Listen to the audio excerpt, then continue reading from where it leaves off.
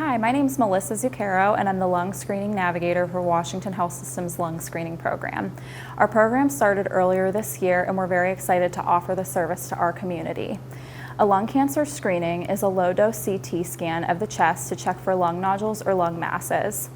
Lung cancer screening with low-dose CT is the only form of screening that is currently being used.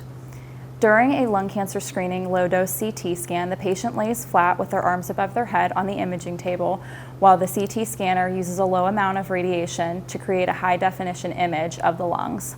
Our goal is to detect and treat lung cancer at its earliest stages before symptoms develop. The benefits of lung cancer screening are, with our high-risk group of patients, CT lung screening has a greater chance of detecting lung cancer than any other modality used.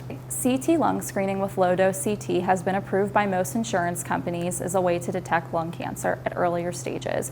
When caught before it spreads, lung cancer survival rate past 5 years improves drastically.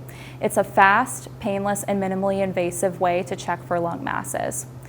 In our high-risk population, what we're really looking for to be eligible for the screening is a person between the ages of 55 and 77, being a current or former smoker within the last 15 years, and having a heavier smoking history. To be enrolled in the Washington Health System's lung screening program, we accept referrals made by your primary care doctor or specialist. The provider will order and schedule the exam. Once the patient is scheduled for the exam, I will reach out to confirm the appointment, address any questions or concerns that the patient has, and ensure that we have met all the criteria for screening. Our multidisciplinary team will review all of our patients that have more concerning or suspicious nodules, and I will be there after the fact to ensure that the patient adheres to the follow-up with screening and assist in the scheduling and yearly maintenance of screening. To be enrolled in the lung screening program, we accept referrals made by your primary care doctor or your specialist. Once the exam is ordered, the primary care doctor or specialist will go ahead and schedule.